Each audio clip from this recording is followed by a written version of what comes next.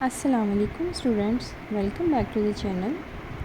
आज का हमारा टॉपिक है the effects of temperature and pressure on the volume of a gas. Students, क्या आपने कभी सोचा है कि धूप में बैलून बड़ा और फ्रिज में छोटा क्यों हो जाता है?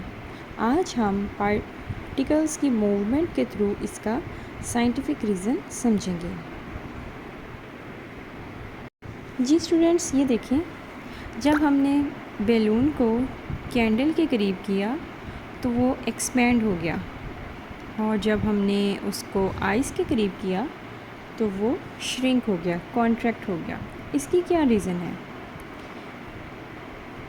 हीट जो है ना, वो पार्टिकल्स की मूवमेंट को फास्ट करवा देती है, जिसकी वजह से जो हमारा बैलून है वो एक्सपेंड कर गया, और जो कोल्ड है यानी कोई ठंडी चीज़ है वो पार्टिकल्स की मूवमेंट को स्लो डाउन करवा देती है, जिसकी वजह से बैलून जो है वो कॉन्ट्रैक्ट कर गया।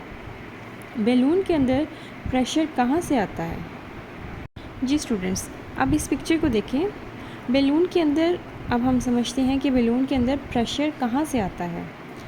गैस के पार्टिकल्स हमें पता है कॉन्टीन्यूसली मूव करते हैं, ये बैलून्स की वॉल के साथ कॉन्टीन्यूसली टकराते हैं, इसी कोलिजन की वजह से प्रेशर बनता है। ये रेड कलर का जो है ये पार्टिकल्स आपकी पार्टिकल्स की मूवमेंट है कि ये कॉन्टीन्यूसली मूव कर रही हैं, और जो ब्लू कलर के हैं ये आपके पार्टिकल्स हैं, बैलून के अंदर जो गैस है उसके पार्टिकल्स हैं। इम्पोर्टेंट बात, प्रेशर क्या होता है? Force produced when gas particles collide with the walls of the container, यानी जो पार्टिकल्स की मूवमेंट है या कोलिजन है with the walls of the container, जो कॉन्टीन्यूस उनकी आपस में जो टकराते हैं और वॉल के साथ भी टकराते हैं, तो उसके नतीजे में जो फोर्स प्रोड्यूस होती है उसको हम क्या कहते हैं? प्रेशर।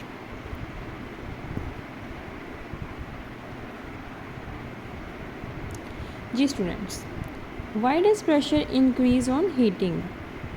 जब हम किसी चीज़ को गर्म करते हैं तो प्रेशर बढ़ क्यों जाता है? अब क्या होता है, जैसे ही हम हीट प्रोवाइड करेंगे पार्टिकल्स की काइनेटिक एनर्जी बढ़ जाएगी, यानी उनकी जो मूवमेंट है वो फास्ट हो जाएगी। वॉल से ज़्यादा फ्रीक्वेंटली कोलाइड करेंगे, इसके एज अ रिज़ल्ट प्रेशर जो है वो इंक्रीज़ हो जाएगा, यानी हीट का प्रेशर के साथ डायरेक्ट रिलेशनशिप है। अब वाई डज बैलून एक्सपेंड्स? अगर बैलून रिजिड होता तो प्रेशर सिर्फ इंक्रीज़ होता, ठीक है, लेकिन बैलून जो है वो स्ट्रेचेबल है, उसके अंदर ये कैपेबिलिटी है कि वो मज़ीद उसके अंदर जो पार्टिकल्स हैं उनको अपने अंदर कोलाइड करवाने के बाद एक्सपेंड हो जाता है वो, ठीक है। अगर वो रिजिड होता तो सिर्फ प्रेशर तो बढ़ता, लेकिन बैलून जो है वो कोई चीज़ जो हमारी थी स्ट्रेचेबल अगर ना होती तो वो एक्सपेंड ना होता, इसलिए प्रेशर को कम करने के लिए बैलून एक्सपेंड हो जाता है और हमारा वॉल्यूम जो बैलून का है वो बढ़ जाता है। अब यहाँ पे एक साइंटिस्ट का नाम है J.A.C. चार्ल्स। इसने कुछ ऑब्ज़र्व किया। क्या ऑब्ज़र्व किया इसने? अगर प्रेशर कांस्टेंट रखा जाए तो क्या हो? अगर प्रेशर कांस्टेंट रखा जाए, टेम्परेचर बढ़ने से गैस का वॉल्यूम भी बढ़ता है। ये रिलेशनशिप चार्ल्स लॉ कहलाता है, यानी अभी जो मैंने आपको बताया कि टेम्परेचर का और गैस के वॉल्यूम का आपस में डायरेक्ट रिलेशन है। Volume is directly proportional to temperature. अच्छा स्टूडेंट्स, कभी आपने बाइसिकल पंप यूज़ किया? तो आपने अगर किया है तो ऑब्ज़र्व किया होगा, जितना ज़्यादा पंप चलाते हैं उतना ज़्यादा पंप गर्म हो जाता है। उसकी क्या रीज़न है, मैं आपको बताती हूँ। जब हम उसको यूज़ करेंगे, ज़्यादा यूज़ करेंगे, जो उसके अंदर जो एयर है वो कंप्रेस हो जाएगी, मॉलिक्यूल्स बहुत करीब आ जाएंगे, कोलिजन भी बढ़ जाएगी, फ्रिक्शन भी बढ़ जाएगी, टेम्परेचर भी बढ़ जाएगा। क्या मतलब है? मतलब कि मतलब एक छोटी सी चीज़ है, मिसाल के तौर पे उसमें अगर आपने हवा भरते जा रहे हैं तो क्या होगा? एकदम से वो उसके जो अंदर सारे पार्टिकल्स है, ज़ाहिर है वो तो गैस है, उन्होंने तो कोलाइड करना है आपस में, कोलाइड करते रहेंगे और वो एक दूसरे के करीब आ जाएंगे। तो उसकी वजह से करीब आने के बाद भी वो उनकी मूवमेंट तो नहीं स्टॉप हो जाएगी ना, मूव करते रहेंगे, जिसकी वजह से फ्रिक्शन प्रोड्यूस होगी और एज अ रिज़ल्ट टेम्परेचर बढ़ जाएगा। अब छोटी छोटी बातें जो याद रखनी हैं वो ये हैं, हीटिंग गैस, यानी अगर हम गैस को हीट करें तो वॉल्यूम बढ़ जाएगा, और अगर हम उसको कूल डाउन करें तो वॉल्यूम कम हो जाएगा। प्रेशर गैस पार्टिकल्स की कोलिजन से बनता है। फास्ट पार्टिकल्स मतलब more collision more pressure. Balloon elastic होने की वजह से एक्सपेंड करता है। तो आज हमने पढ़ा heating increases the kinetic energy of gas particles causing more collision with the container walls in an elastic balloon. This makes the balloon expand and the gas volume increases.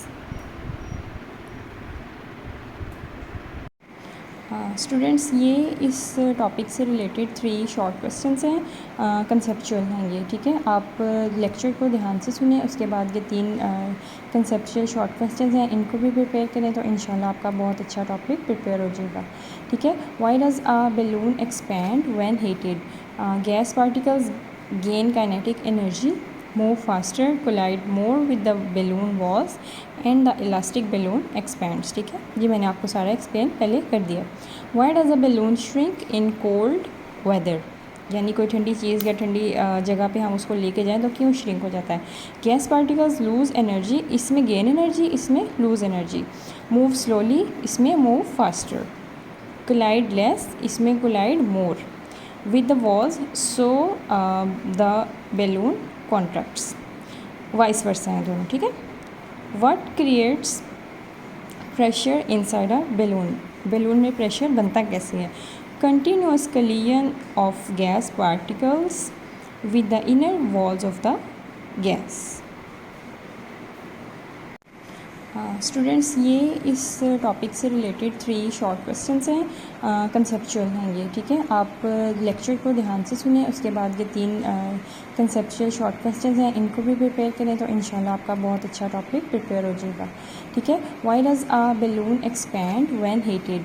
Gas particles gain kinetic energy, move faster, collide more with the balloon walls and the elastic balloon expands, ठीक है। ये मैंने आपको सारा explain पहले कर दिया। Why does a balloon shrink in cold weather? यानी कोई ठंडी चीज़ या ठंडी जगह पे हम उसको लेके जाएं तो क्यों श्रिंक हो जाता है? गैस पार्टिकल्स लूज़ एनर्जी, इसमें गेन एनर्जी, इसमें लूज़ एनर्जी। मूव स्लोली, इसमें मूव फास्टर। कोलाइड लेस, इसमें collide more with the walls, so the balloon contracts. Last question है, what creates pressure inside a balloon? यानी balloon में pressure बनता कैसे है? Continuous collisions of gas particles with the inner walls of the balloon, यानी continuously collision करते हैं, collide करते हैं, जिसकी वजह से प्रेशर बनता है, ठीक है। थैंक्स फॉर वॉचिंग, अल्लाह हाफिज़।